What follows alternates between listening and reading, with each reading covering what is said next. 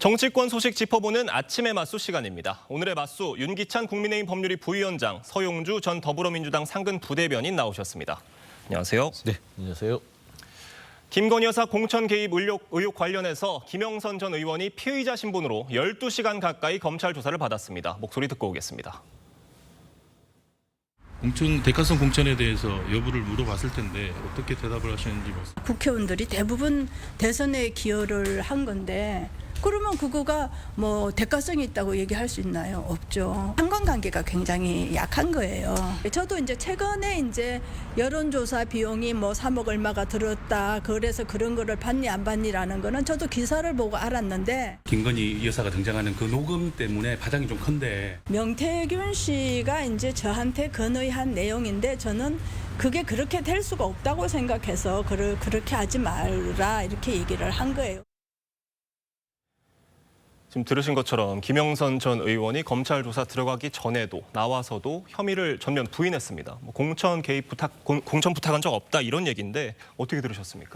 그러니까 원래 그 경남 선관위에서 검찰 고발한 내용 자체는 그러니까 선거를 치렀잖아요. 선거 치르게 되면 후원금 등의 수입 지출 내역 명세서를 선관위에 내게 됩니다. 그래서 영수증을 첨부하게 되는데 아마 1억 2천만 원 정도의 영수증이 첨부가 안 된 것 같아요. 그래서 그 회계 책임자였던 강혜경 씨를 고발하고 강혜경 씨가 피의자로 지목이 돼 있었죠. 그렇죠. 피의자로 지목돼서 고발됐고 김영선 전 의원도 감독 의무 해태로 이제 같이 고발된 거예요. 근데 이제 사실 수사는 그 지점보다는 이제 공천에 대한 대가가 있었는지 없었는지, 공천을 부탁했는지 여부로 가고 있는데 어쨌든 명태균 씨가 지방선거 출마 의향자로부터 뭐 돈을 걷어서 그 돈 갖고 여론조사를 실시했고 그 실시된 여론조사 결과를 마치 대통령께 보고했다. 그 당시 후보자에게 이런 취지의 혐의를 받고 있는 거잖아요. 그 대가로 김영선 씨의 공천을 받았다는 것인데 상당히 인과관계 입증을 하려면 되게 어렵고요. 일단 김영선 씨가 그런 부탁을 한 적이 없고 부인하고 있기 때문에 이제 명태균 씨의 진술을 검찰은 들어봐야 어느 정도 인과관계가 인정될지 여부에 대해서 판단 자료가 확보되지 않을까 이렇게 생각합니다. 이런 내용들 어제 검찰 조사 12시간 동안 조사를 한 걸로 보이고요. 그렇습니다. 오늘 오전에도 추가 조사를 한다고 합니다. 검찰에서 이렇게 이틀 연속 부르는 게 아주 없는 일은 아닙니다만 이렇게 이틀 연속 부르는 게 검찰에서 조사할 부분이 좀 많다는 얘기겠죠. 통상적으로 이제 그 수사 대상자가 혐의를 적극 부인할 때, 말도 안 되게 부인할 때 계속해서 부르는 거죠. 그 혐의를 인정하면은 올해 이렇게 조사가 이루어지지 않을 텐데 누가 보더라도 김영선 전 의원과 명태균 씨의 사이, 녹취 그리고 본인의 보좌진이었던 강혜경 씨와 김영선 전 의원의 녹취 지금 김영선 전 의원이 검찰에서 얘기하는 해명과 이렇게 비교했을 때 말이 안 되잖아요. 그러니까 본인이 세비의 절반 자체를 주려고 했을 때도 적극적으로 그 사실을 인지하고 있었고 강혜경 씨가 자기 모르게 몰래 반을 떼서 줬다. 이런 게 정말 국민을 우롱하는 거고 검찰도 그 입장에서는 도저히 받아들일 수 없는 어떤 이 김영선 전 의원의 어떤 해명일 거예요. 그래서 다시 불러서 그냥 인정할 부분은 인정하고 가자. 최소한 법률적 부분에서 1억 2천을 서류를 누락한 것까지는야 어쩔 수 없으나 지금 국민들이 다 지금 인과관계를 보고 있는데 저런 식으로 얘기하면 참 어처구니가 없겠죠. 사건의 실체는 수사로 가려질 일이니까요. 그 수사 결과를 상황을 좀 더 지켜보기로 하고요. 민주당에서 어제 명태균 씨 녹취록을 추가로 공개했습니다. 이게 언론에서 먼저 나오고 나서 민주당에서 이제 추가로 공개를 했는데 내용은 아직도 대통령과 통화 중이다. 명태균 씨가 이렇게 얘기를 하는 내용이에요. 들어보셨습니까? 네. 근데 저것은 이제 2022년도 6월경에 녹음됐다는 거잖아요. 네, 그런 설명이죠. 저 명태균 씨가 대통령과의 통화 그 육성 자체를 들려준 것이 아니고 본인이 이제 그 과시한 거죠. 그리고 저게 아직도라는 단어가 있단 말이죠. 그러니까 누군가 뭐 여러 가지 얘기를 했겠죠. 뭐 대통령과의 그 전화가 안 되는 걸로 알고 있는데 이렇게 얘기를 하니까 예를 들어서 명태균 씨가 아직도 난 하고 있다 이런 취지로 얘기를 하고 있잖아요. 그 말은 뭐냐 본인 과시인 거죠. 거기에 대화에 참여한 사람 중에 일부가 나는 뭐 대통령한테 문자를 보내서 답이 없고 하는데 그랬더니 이제 명태균 씨가 난 아직도 통화하고 있다라는 식의 본인과 대통령의 관계가 이어지고 있다는 본인 과시용이기 때문에 저것은 큰 의미가 없다고 보여지고 아까 이제 서 대변인 하신 말씀 중에 이제 그 김영선 전 의원의 경우에 이렇게 주장을 하고 있어요. 강혜경 씨가 갚을 돈이 있다고 해서 본인이 세비를 나가는 것을 그 절반 띄워주는 것을 용인했다라고 주장이기 때문에 과연 갚을 돈이 있는지 여부에 대한 인식 차이가 있을 수 있는 거라서 이 부분은 이제 수사 관계에서 밝혀지겠죠. 명태균 씨 녹취 들어보면 말씀해 주셨던 것처럼 아직도 통화 중이다 이런 얘기인데 지금 뭐 언제 또 통화를 했다 이런 얘기는 들어있진 않은 것 같아요. 어떻게 들으셨어요? 그러니까 이제 이런 식이에요. 예. 꼭 대통령실도 그러고 주변에 이제 해명하는 것들이 금방 드러날 거짓말들을 막느라고 급급하다. 지금 대통령 육성 부분 나오기 전에 한번 생각해 보십시오. 예. 국민의힘이나 대통령실은 대통령 직접적인 증거가 있습니까? 그랬잖아요. 명태균 씨의 주장이다. 예. 강혜경 씨의 주장이다. 근데 대통령 음성 나왔더니 뭡니까? 이제 와서는 그냥 뭐 다른 얘기 하잖아요. 그러고 나서 덕담하고 나서 좋은 말 해주고 끊었다. 네. 그 뒤로는 안 만난다. 그리고 나서 다시 녹취가 나오죠. 구체적으로 이게 대선 이후에도 전화했다가 아니라 명태균 씨가 구체적 행위를 묘사합니다. 예. 아침에도 내 대통령한테 그 김영선 내가 편집했던 거 영상 내가 편집해서 사진 하나 넣고 보내줬는데 고생했다고 축하한다고 말했다. 이런 구체적인 증언들이 있어요. 네. 지금 민주당에 알고 있는 녹취 파일이 100개, 200개 이상 있는데 대통령 육성이 나오면 또 무슨 얘기를 할지는 모르겠으나 중요한 거는 대통령이 5월 9일 취임 전에만 통화하고 박절하게 끊었다. 라는 부분들에 대해서는 또 거짓말로 드러났을 때는 네. 더 이상은 이제 해명이 불가할 것이다. 그렇다면 5월 9일 이후, 그러니까 5월 10일 이후 취임 이후에 윤석열 대통령과 명태균 씨가 통화한 그 육성도 공개될 가능성이 있다고 보시는 건가요? 충분히 있다고 봅니다. 있는 것으로도 개인적인 취재를 통해서 알고 있고요. 예. 그다음에 김건희 여사의 육성도 있는 걸로 알고 있기 때문에 예. 그러니까 잘 판단해서 들어가는 게 좋지 국민들을 계속해서 우롱하는 것들은 거기는 어차피 드러날 거짓말이에요. 예. 근데 이제 선거가 끝난 뒤에 누군가 뭐 이렇게 당선됐다라고 보내면 축하한다라는 정도를 할 수 있죠. 이것을 저희가 교류라고 하지는 않죠. 그러니까 지속적인 교류에 보면 포함되지 않는 거고 예를 들면 어떤 경사가 있어요. 경조사가 있는 경우에 거기에 대해서 축하한다. 이 정도 그 문자 메시지에 답을 하는 거 설령 있다 하더라도요. 그것을 갖고 그 이후에 취임한 이후에도 교류했다라고 그걸 증거를 들이밀면서 그 입증하려고 하는 것은 저는 살이 안 맞다고 봅니다. 근데 제가 보면은 우리가 덕담 많이 나누잖아요. 축하하고 영전했다 그러면 아유 축하드립니다. 뭐 이런 한번 나중에 보시죠. 이런 게 덕담의 수준의 대화의 그 통상적인 대화예요. 근데 거기에 대해서 누구한테 이번엔 공공기관장 가시니까 그 인사 누구 부탁을 했습니다. 잘 좀 신경 써주십시오 하면 내가 거기에 내가 그 부사장 하기로 했으니까 걱정 마시오. 이거는 덕담의 수준은 넘어서지 않았냐라는 게 국민들이 아마 눈높일 겁니다. 근데 원래대로 하면 그 지금 아마 녹취록 말씀 주시는 것 같은데 그 당시 5월 9일에 있었던 녹취록 내용을 보면 내가 김영선 의원 뭐 선거에 많이 도움 주고 했으니까 김영선 의원 얘기했어. 그런데 그 뒤에 따라 나오는 것이 근데 당내에서 말이 많네 이렇게 끝나잖아요. 그러니까 이게 말이 거꾸로 됐으면 내가 당내에서 말이 많은데 내가 김영선 의원 하라고 했어. 그러면은 그런 민주당에서 제기하는 오해의 소지가 있을 수 있어요. 그런데 지금 거꾸로기 때문에 그 현재 공개된 7초짜리 녹취록만 갖고는 공천 개입했다라고 단정하기 어렵다고. 아니 그게 거꾸로든 뭐 올바로든 김영선 전 의원이 공천이 돼버렸어요. 그건 어떻게 또 입증을 할 건지에 대해 그것도 또 우연의 일치인가요? 거의 로또 같은 일들이 윤석열 정부는 너무 많이 일어난다. 그러니까 인과관계 입증이 안 된다는 거 예를 들어서 지금 이준석 대표도 얘기하잖아요. 4월 달에 명태균 씨가 전화 왔길래 접촉을 해왔길래 여론조사에서 월등히 앞서면 된다 이렇게 얘기했다는 거잖아요. 그러니까 누구의 그 취지로 또 여론조사 결과가 실제 나와서 공천됐는지 아무런 인과관계가 입증이 안 된다는 거예요. 네, 지금 민주당에서 갖고 있는 명태균 씨 녹취록 추가로 공개되는지 봐야 될 것 같고요. 민주당은 주말 동안 대규모 장애 집회를 열고 대여 공세 총력전에 나섰습니다. 이재명 대표 발언 들어보겠습니다.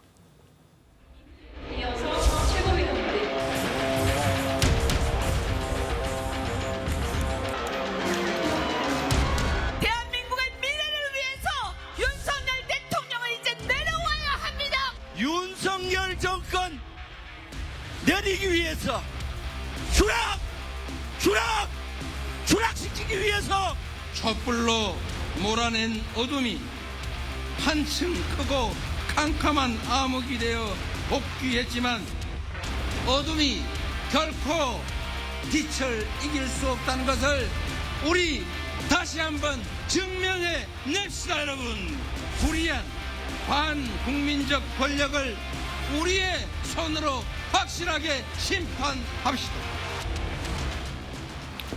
보신 것처럼 집회에서 탄핵이란 말은 직접적으로 언급은 되지 않았는데 추락, 몰아내자, 사실상 퇴진 운동 집회였다 이런 평가들이 있는 것 같아요. 그러니까 탄핵이라는 단어는 사실상 그 단어를 쓰진 않았지만 그 의미로 집회를 하신 것 같고요. 탄핵, 하야, 중임제 개헌, 임기 단축 이런 것들이 사실은 이제 정권 그만해라 이런 취지잖아요. 근데 이제 이재명 대표와 그 지도부가 말씀하신 여러 가지 단어 중에 뭐 어둠, 그다음에 빛, 과연 이재명 정부가 들어선다고 예를 들면 이재명 정부가 현 윤석열 정부를 대체할 만큼 빛인가요? 그다음에 반국민적 권력을 명명할 만큼 그렇게 국민적 권력이신가요?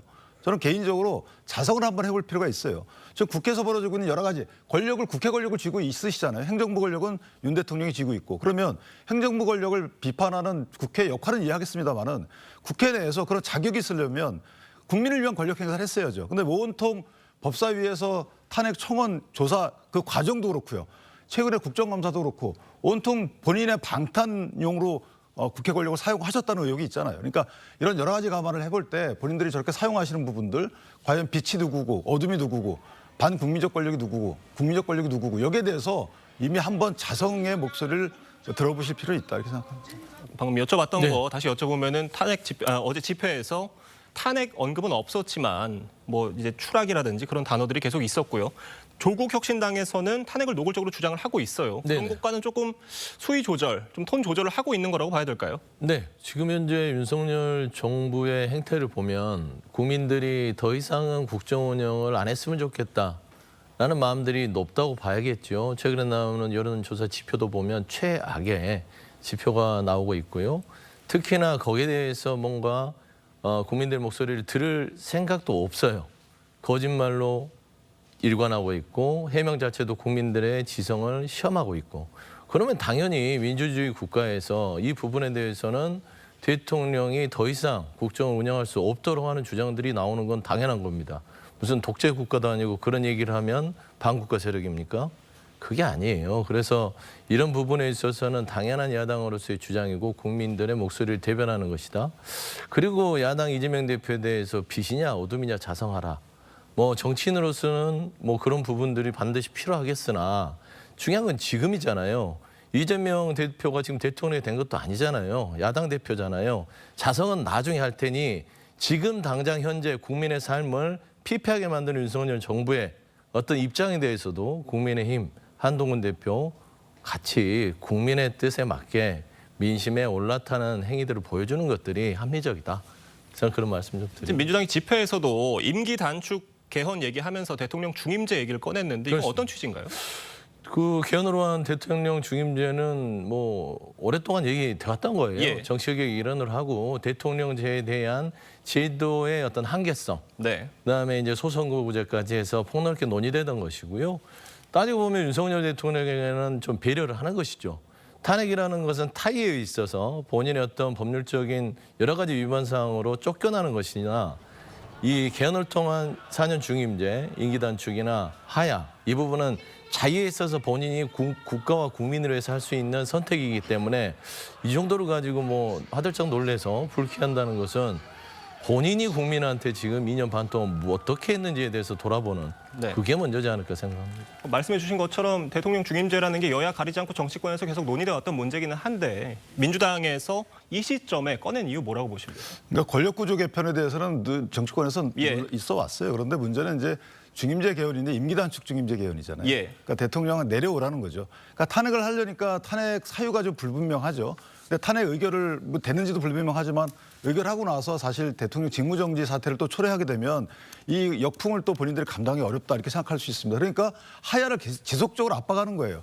김건희 특검 얘기하고 특검을 얘기한다는 것은 사실은 아직까지 탄핵 사유가 명백하지 않다고 자인하는 거거든요. 그러니까 저렇게 광장에 나가서 국회에서 그 압도적인 다수를 갖고 국정 견제를 지금 하고 있음에도 불구하고 국정 견제가 아니죠. 국정을 무력화시키고 있잖아요. 헌법재판소 무력화돼 있습니다. 방통위 무력화돼 있습니다. 검찰총장 탄핵하겠다는 거 아니에요? 이렇게 국정을 무력화시키면서도 어떻게 장에 나가서 또 저렇게 하는 이유는 대통령을 압박해서 끌어내리겠다는 거죠. 정권을 그만 중단시키겠다는 거예요. 자, 이런 여러 가지 사태를 볼 때 조금 더 제도적으로 접근하시는 게 어떨까 저는 개인적으로. 근데 탄핵은 민주당의 입장은 정치 세력이 하는 건 아니다라고 하는 것이에요. 탄핵은 민심과 국민이 하는 것이기 때문에 탄핵까지 갔을 때 솔직히 국민들 더 피곤하게 만들어야 되겠습니까? 지금 이 자체만으로도 국민들이 먹고 살기도 힘들고 정말 이 공정과 상식이 사라진 이 나라를 보면서 얼마나 분통이 터지는데 밖에까지 나와서 탄핵 시위를 하게 만들어야 돼요. 정말 그래도 일말의 양심이 있으면 국민을 위한다면 본인 스스로 대통령께서 거기에 대해서 고심해라 라는 주장 정도인데 무슨 탄핵에 대한 요건이 없겠어요. 그런데 하야라는 것은 사실 제도적 장치가 아니잖아요. 옛날 최규하 대통령 하야시킬 때 군부 정권입니까? 민주당이 군부 세력이에요.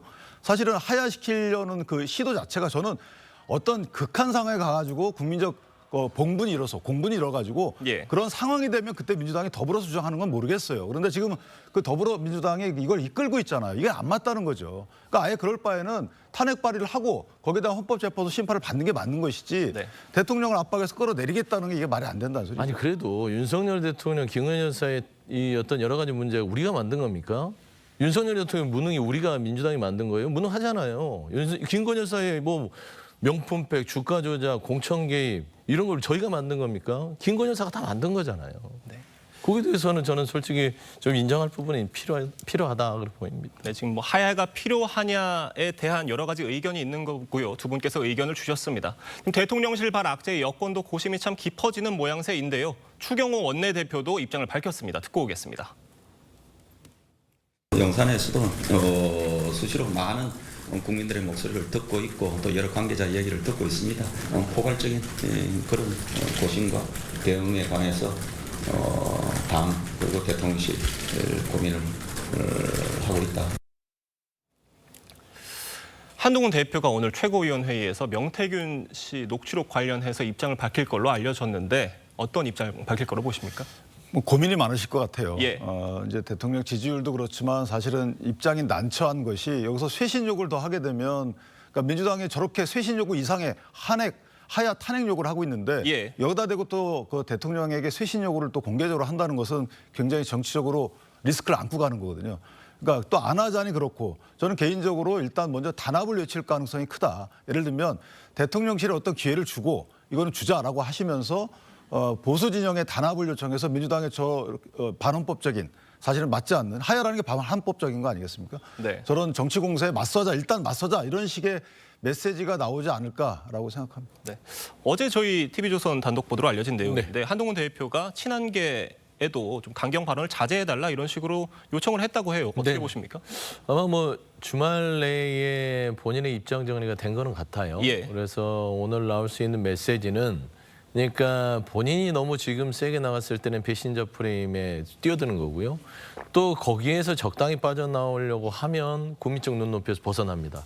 굉장히 딜레마에 빠져 있긴 하나 딱히 뭐 그렇게 강력한 얘기는 하지 않을 겁니다. 왜냐하면 이제 윤석열 대통령에 대한 시정연설 하시는 게 좋겠다라고 정도의 수위 정도니 국민들이 그냥 바라는 정도의 거들은 주는 어떤 상황의 메시지 그리고 저번에 이제 홀대당했던 면담 이 빨간 파일을 갖고 갔던 그 정도 인적 쇄신이 필요하고 김건희 여사에 대한 여러 가지 문제를 국민적 눈높이에서 해소해야 됩니다.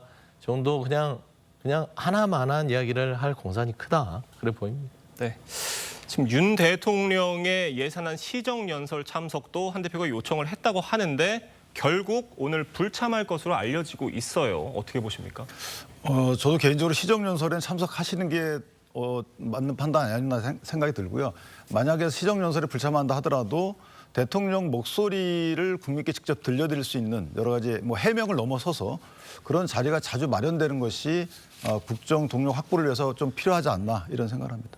대통령의 시정연설 불참 어떻게 평가하십니까? 대한민국 불통의 정치사에 새로운 역사를 쓰고 있다. 뭐 개원식도 37년 만에 안 오셨잖아요. 이제 시정연설도 11년 만인데 본인이 22년도에 시정연설을 오시면서 민주당이 보이콧했을 때 그래서는 안 된다. 좋은 관행은 남겨야 된다. 라고 얘기했는데 불과 2년이 지나선 본인이 그 말을 어겼습니다. 국민들이 판단하시겠죠. 네. 명태균 씨 파장이 계속되고 있는데요. 정부 여당이 국민이 납득할 충분한 설명할 시점 같습니다. 두 분 말씀은 여기까지 듣겠습니다. 감사합니다.